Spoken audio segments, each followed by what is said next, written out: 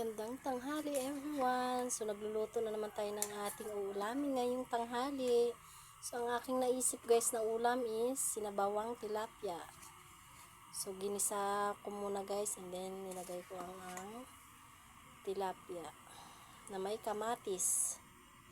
So nilagyan ko ng tamarind yan guys para medyo umasim-asim.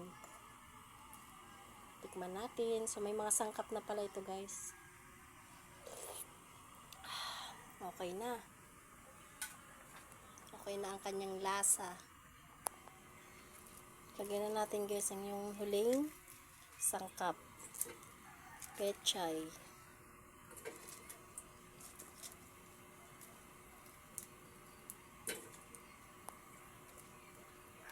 So, ayan.